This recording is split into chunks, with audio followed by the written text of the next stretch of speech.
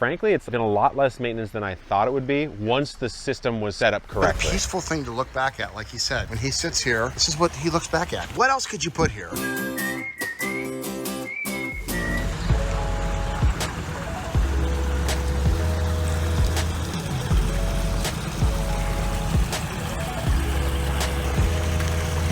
I'm Greg Wittstock, the Pond Guy. This is my channel, Greg Wittstock, the Pond Guy, and it's all about showcasing how people are living the aquascape lifestyle, including down here in San Diego at a very special place.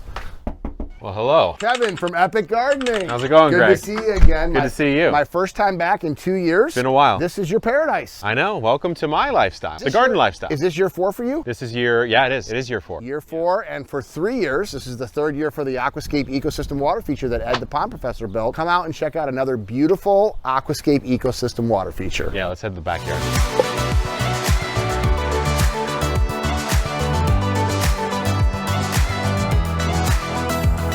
All right, Greg, welcome. This is paradise. Yeah, and you can hear it right when you come in the back, you know? First thing you do is you hear it, and what I love about it is I've seen the videos of what it looked like before you inherited it, and it was just a field with a few trees. Yeah, a few like raggedy fruit trees and a bunch of weeds, basically. And now we have a beautiful year 3 Aquascape Water Feature, and I think we're standing right now on the cistern, right? We're standing on the reservoir. I think it's pretty much exactly where the stone footprint is. Okay. And so we did like this sort of like filtered patio idea here, which has been great. So it's a vanishing edge, so all of the water flows down here, and then it just recirculates, and I guarantee you when people come back here the first time, where's the water coming from? Oh yeah. You know what's interesting is it looks so natural that people don't even question that it's falling here. They just sort of assume it's going somewhere productive. You know, Right. It's kind of funny. And what is nice about this water feature is actually right behind there, and I actually forgot that it was there because the last time I was here, you actually had an above ground rainwater capture tank. Yeah, there's a 5,000 gallon cistern that's hidden completely now by passion fruit. And that's where, so like off of my gutter system over there, all that drops down and is gravity fed into that cistern, which sometimes I'll use to top the pond off. Sometimes I'll use it to water the landscape. Sometimes I'll use it to water the garden. So the last time I was here, we talked about this. I said you had a Ferrari pond, but the plants were more like a RV or minivan or something like that. Minivan or something. Now you got a Ferrari pond with Ferrari plants. Yeah. So year 3 with the aquatic plants and the terrestrial plants. I mean, look at these beautiful blooming lilies. I'm glad you came at this time because the lilies, I would say in the last 3 weeks or so, really started to ramp out. Like a lot more leaf production, the flowers, there's more than one now. Now, folks, this is how aquatic lilies should look. Look at how full this was. So the first thing that I said when I saw the lilies was, did we put them in big pots? And you said, no, they're in small pots. But the tubers have actually leaped and grown in. And now the only problem is we got to cut them back because they're starting to take over the whole pond. They're getting a little too far. Like I want to see my beautiful koi, which I think they're probably hiding right now underneath the lilies. Yeah, you can see them right through that little crack there. And I want to see them more often because I've taken care of them. They're big, they're huge, they're beautiful. So I got to cut this back. It's a nice problem to have that your water lilies are doing so well that you have to actually trim them back when most times that I see they're root bound because they're stuck in the container. So you've never done anything. I didn't do anything. 3 years, but because the tubers leaped over and they're rooting in the rocks and gravel, they're not being robbed of nutrients. They're getting the nutrients from the fish waste and everything else. But this, folks, is how aquatic plants should look like. Shocking that it's at Epic Garden. Just pointing out a couple things of this magnificent water feature, and it has really changed in the year and a half since I've been here.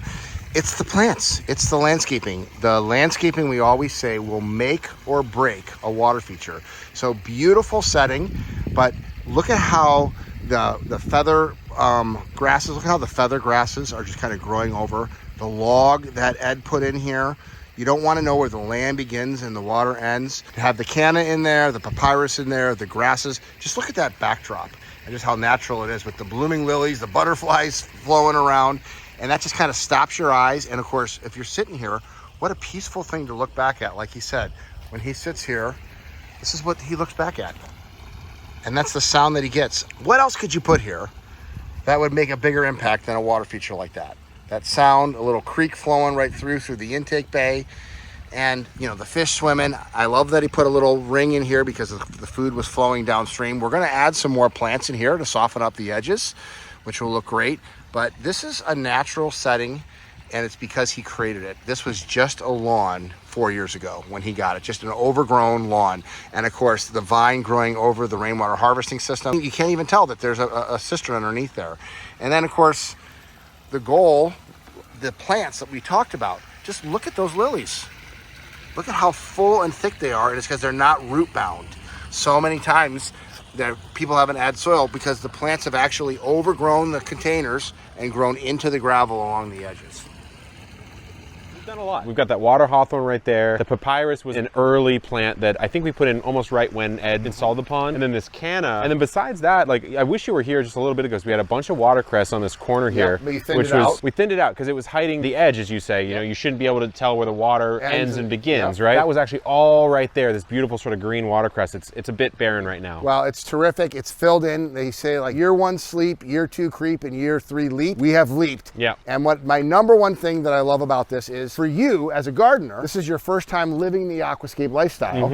And for people that don't experience that or haven't experienced that, how would you define for your lifestyle what the aquascape lifestyle looks like? For me, what I've really enjoyed, I mean, you can see we have this little fire pit over here. Yep. We just put that to use the first time ever, like a grill and chill, right? So we did some salmon, some chicken, I went over here, grabbed some onions straight out of the garden, quartered them up, threw them on the grill, sat here with my girlfriend, had a little wine spritzer action. Nice. You know what I mean? Like we're really living that like backyard lifestyle. It was very enjoyable. I actually threw a table down or a towel down here on my dad's memorial bench and just took like a little rest over the weekend, a little de-stress. You just hear that water come in. Sometimes it's hard for me to unplug. I don't know about you, but it is for me. And so I kind of was able to take a little bit of a nap here. Sound of the water just kind of soothes your brain. It does. I kind of undervalued that. I was like, oh, you know, Greg's always saying Aquascape lifestyle. Of course he is. He owns Aquascapes, right? But it's true. I mean, it really is true. It brings a sense of peace that I didn't think I would get out of a pond, honestly. I'm happy that you're living the aquascape lifestyle. For people that have never lived the aquascape lifestyle, what has been the maintenance like for you at Epic Gardening with this project? It's been surprisingly low. I mean, so we have, I think it's about 1,500 gallons above and about 15 below, maybe 2. The only thing we'll really have to do is top the cistern off once it's evaporating over time. And as the lilies have grown off, less evaporation, but still, like we're getting into the summer months now, we'll probably have to top it off once a week or so, 100 gallons maybe, something like that. There's that, and then sometimes there's a little string algae here, which we just pull out, no big deal. But frankly, it's been a lot less maintenance than I thought it would be once the system was set up correctly.